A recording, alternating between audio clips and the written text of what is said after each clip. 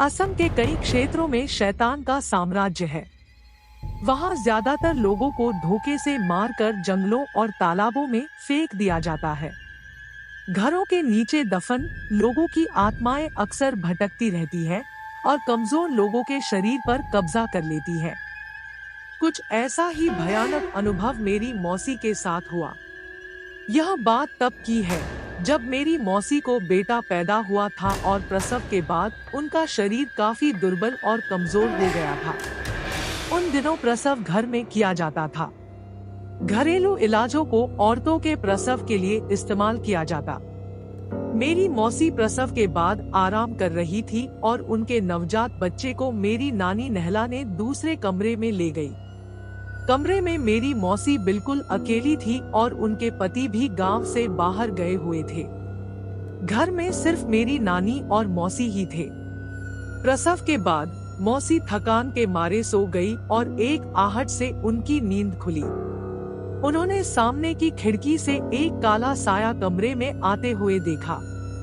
उस काले साये के बाल हवा में लहरा रहे थे और उसकी आकृति बहुत ही भयानक थी। वो अपने हाथ मौसी के गले की तरफ बढ़ा रहा था। इतने में मौसी जोर से चीखी और नानी वहां पहुंच गई। मौसी ने सारा किस्सा बताया तो नानी ने गौर किया कि उनके सिरहाने कोई चाकू या हाथ में कोई रक्षा धागा नहीं बंधा है।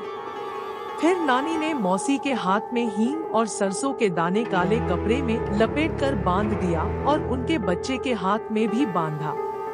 मौसी के पूछने पर नानी ने बताया कि अक्सर ऐसे काले साए कमजोर या दुर्बल शरीर में प्रवेश करते हैं और अपनी अधूरी इच्छाओं को पूरा करते हैं। प्रसव के बाद नानी मौसी के पास सुरक्षा धागा और सिरहाने चाकू रखना भूल गई थी, इसीलिए मौसी को उस काले साए का सामना करना पड़ा।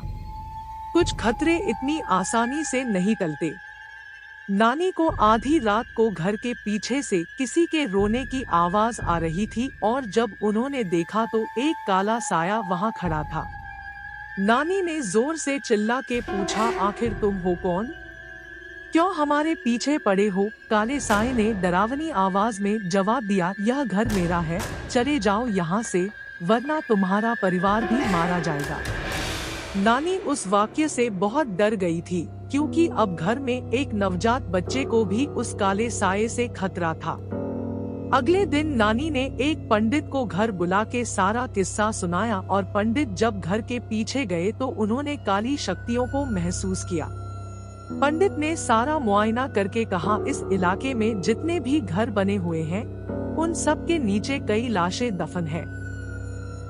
यह इलाका पहले घना जंगल हुआ करता था और फिर यहाँ धीरे धीरे लोग घर बनवाने लगे। इस घर का भी कोई ऐसा ही राज होगा जो आपको जीने नहीं देगा। ऐसे शापित स्थान निर्दोष परिवारों की बलि मांगते हैं। आप लोग जल्द से जल्द यह घर खाली कर दो, तब तक यह रक्षा मौली अपने हाथों पे बांध लो। मौसी के पति को वापस आने में 2 दिन बाकी थे। बिना वक्त गवाए मेरी नानी और मौसी अपना सामान बांधकर दूसरे गांव चले गए और मौसी ने अपने पति को भी खत लिखकर सूचित कर दिया।